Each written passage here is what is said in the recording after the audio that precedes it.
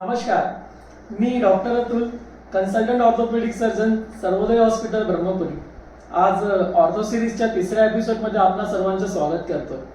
पहिल्या 2 एपिसोडसाठी आपण दिलेल्या प्रेमाबद्दल आणि शुभेच्छांबद्दल खूप खूप धन्यवाद.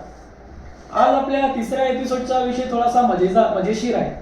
आपला विषय असणार आहे हड्डी वैद्य, म्हणजेच लेपवाले, जडीबुट्टीवाले, पट्टीवाले.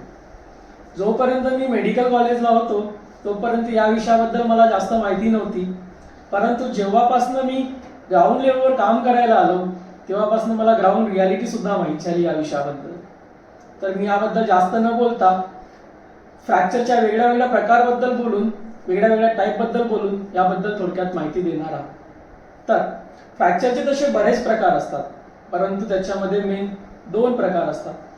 एक, जागेवर असणारा फ्रॅक्चर, ज्याला आपण हेअरलाईन फ्रॅक्चर म्हणतो, ज्याच्यामध्ये जे फ्रॅक्चरचे तुकडे असतात किंवा हाडाचे तुकडे असतात ते जागेवर असतात. आणि दुसऱ्या प्रकारचा फ्रॅक्चर म्हणजे जे हाडाचे तुकडे असतात ते जागेवरून हलून वेगळ्या वेगळ्या ठिकाणी गेले असतात.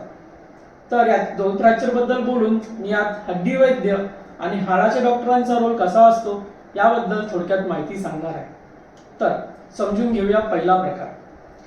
जो जागेवर असणारा फ्रॅक्चर असतो याला तुम्हाला कुठल्याही ट्रीटमेंटची किंवा जास्त ट्रीटमेंटची गरज पडत नाही.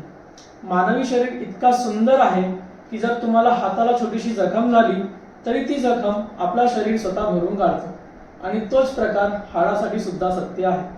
जागेवर असणारा कुठलाही फ्रॅक्चर आपला शरीर अगदी योग्यपणे जुळवून आणतो किंवा जुळून आणतो. त्याला कुठल्याही प्रकारच्या लेपची काहीही गरज नाही. फक्त तुम्हाला त्या भागाला कमीत कमी 3 ते 4 हप्ते इमोबिलाइज, म्हणजे आपण ज्याला म्हणतो की जागेवरून न हलता जागेवर ठेवायची गरज असते. परंतु आपला असा गैरसमज आहे की येथे पट्टी लावल्याने किंवा जडीबुटी लावल्याने हा फ्रॅक्चर जुळतो. हा 100% चुकीचा आहे.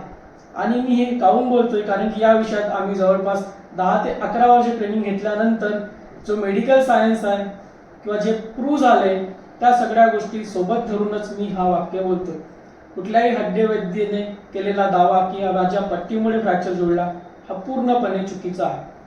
आता मेन आहे दुसऱ्या प्रकारचा फ्रॅक्चर, ज्याच्यामध्ये जे हाडाचे तुकडे असतात ते जागेवरून वेगळ्या वेगळ्या ठिकाणी गेले असतात.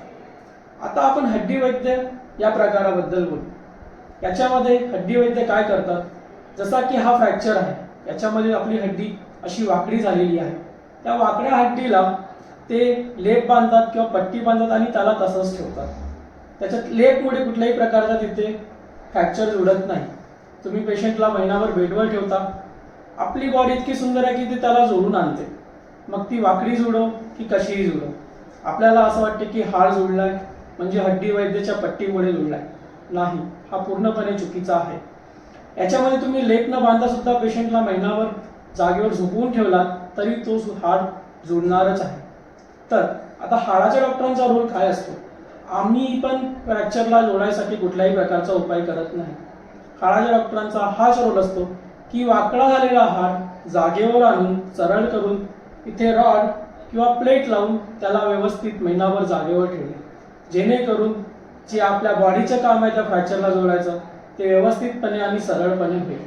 याच्यामुळे पेशंटचा हाड पूर्ववत नॉर्मल, नॅचरल ज्याला आपण म्हणतो, जवळपास नॅचरलपणेच तो जोडला जातो किंवा नॉर्मल होतो. त्याच्यामध्ये जी हालचाल असते हाडाची, हाताची किंवा पायाची ती व्यवस्थितपणे होते.